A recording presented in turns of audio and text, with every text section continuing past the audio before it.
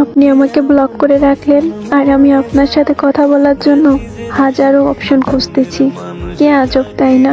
আমিও প্রথমে ভেবেছিলাম কিছুই শেষ হয়নি, আমরা আবারও কথা বলবো, যেরকম আগে বলতে অভ্যস্ত ছিলাম। আর ব্লক করা নাম্বারটি এখনো ফোন থেকে ডিলিট করতে পারিনি, অথচ সে ভাবলো আমি তাকে ভুলে গেছি।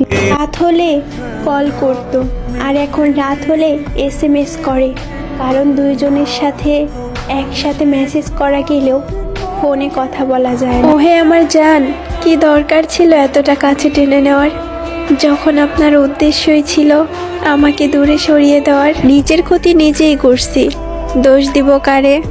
আমি যদি ভালো না বাসতাম তারে, সে কি পারতো কষ্ট দিতে আমার? যদি কখনো শুনতে পাও আমি মারা গেছি, তখন বুঝে নিও মৃত্যুর আগ মুহূর্ত পর্যন্ত আমি তোমাকেই চেয়েছি।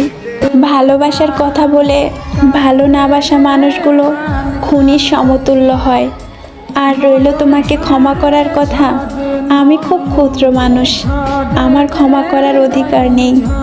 দোয়া করি আল্লাহ তোমাকে